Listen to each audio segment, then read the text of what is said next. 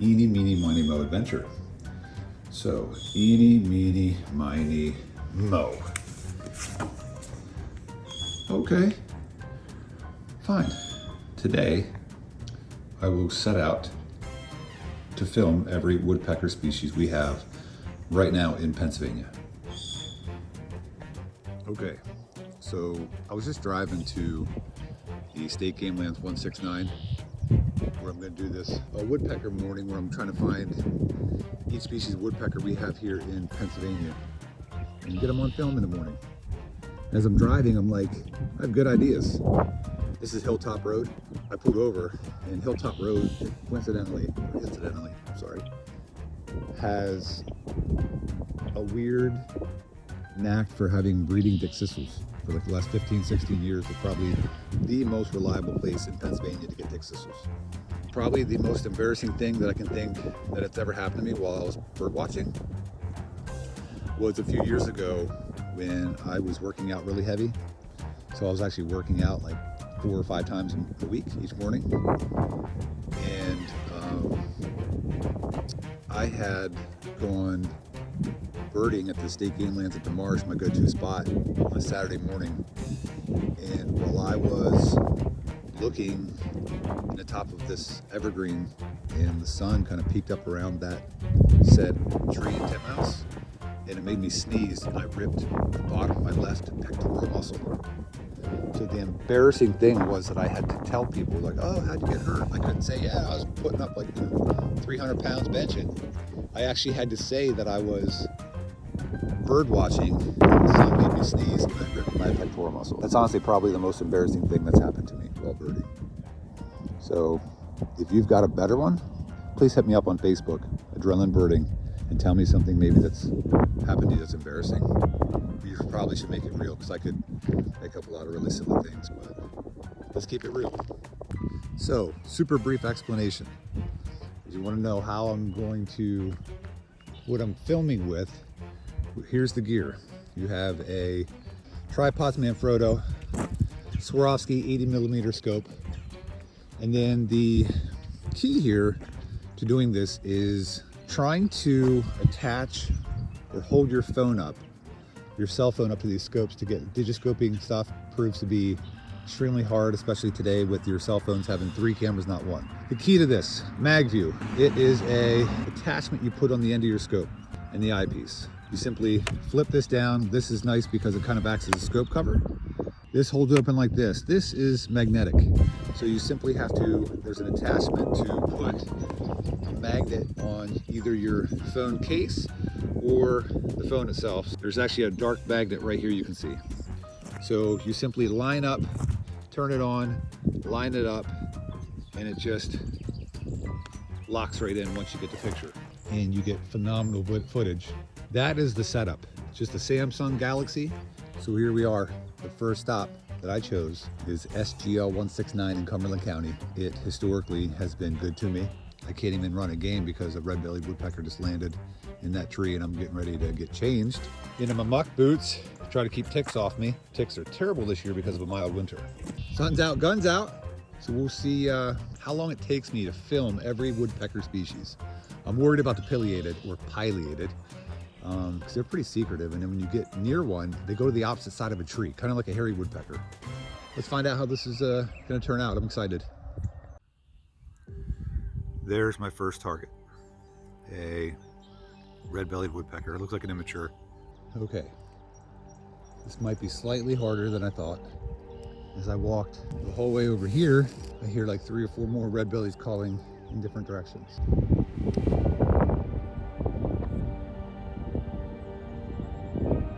3 sippeters. Everything I'm here like slows me down-ish, but it's like I can't ignore all the birds that I'm hearing, but I'm just focusing in on listening for the woodpeckers. And once I find one, I have to get to the right side of the sun, try to get a better film of it. About 15 minutes in, I keep hearing a lot of woodpeckers, but they are not even close to me.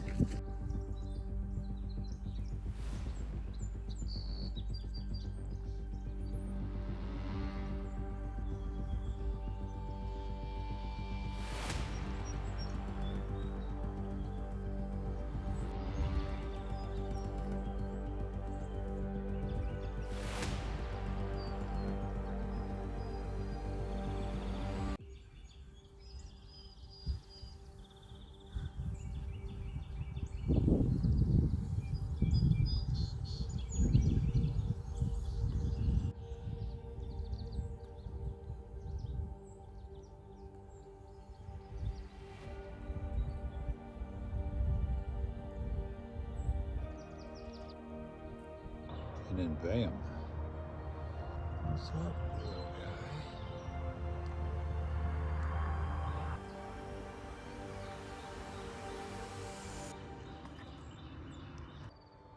What a difference a week makes. Last week messing around, I saw lots of woodpeckers, and today this whole flooded bottomland here next to the Conneduinit Creek is full of starlings. Starlings are literally everywhere, competing for all the nest holes. It's a huge problem with the invasive European starling. And the woodpeckers, my goodness, they're like a lot harder to track down today. I've seen a couple. I've heard at least each species now, but it's a little bit harder than I thought it was gonna be. You know, have you ever wondered if you can walk high and around, why in the world do we find ourselves having to walk through it? You know, just to do it. Is this just like a guy thing? Or I think it is. This is disgusting, but at the same time, kind of fun. Turtle number 2 today. Have you ever wondered, I wonder how you sex a turtle? Let me show you. This is a little, looks like a little painted turtle, aka red ear slider-ish species. He's hiding in there. So to sex a turtle, if the bottom here, right here, is flat like this, it is a female. If it's concave, then it's a male, and that it would be for mounting purposes, if you will. So I'm going to help this little guy across the path. Cute as a button. If you were wondering what tree made me look at a titmouse into the sun to rip my pec, it was that tree right there. That naughty little sun up there caused me to sneeze, which caused me to partially tear my pectoral muscle. So I abandoned that floodplain over there on the other side of the creek, and there are a ton of woodpeckers right here. Lots of red-headed, red-bellied flickers, sort of pileated. I'm gonna track that down.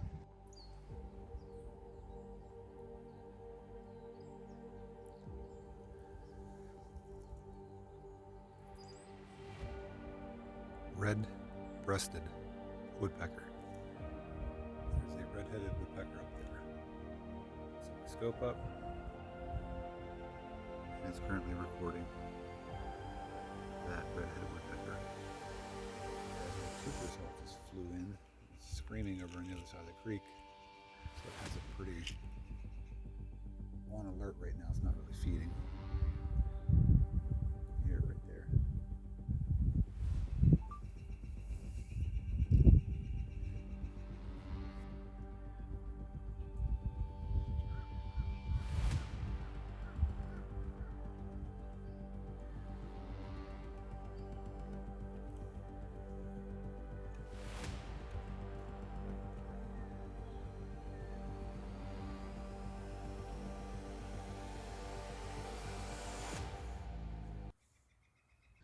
There's a red-headed woodpecker up there.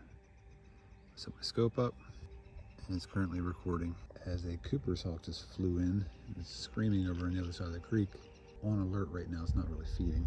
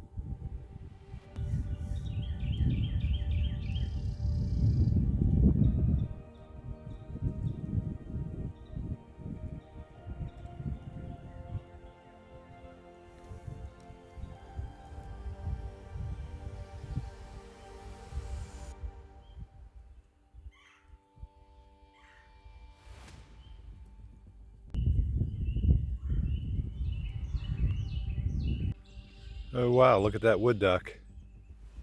Using the wood duck box already.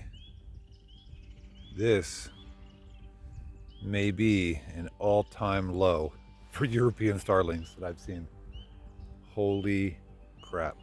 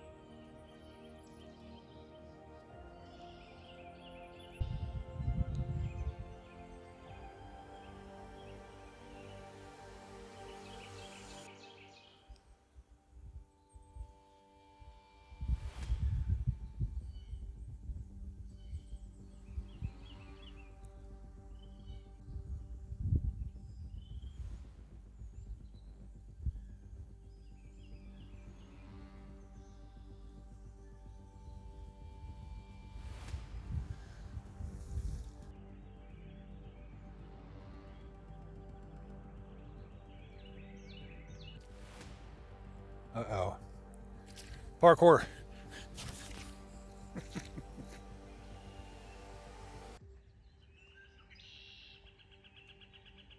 Northern flicker.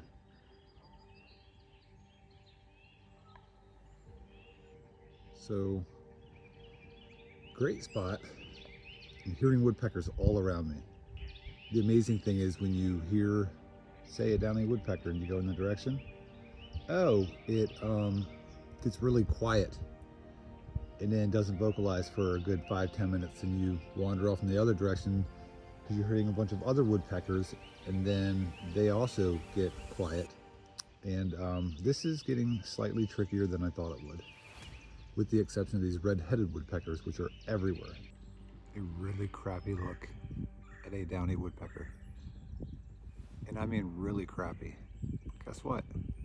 It's a freaking look.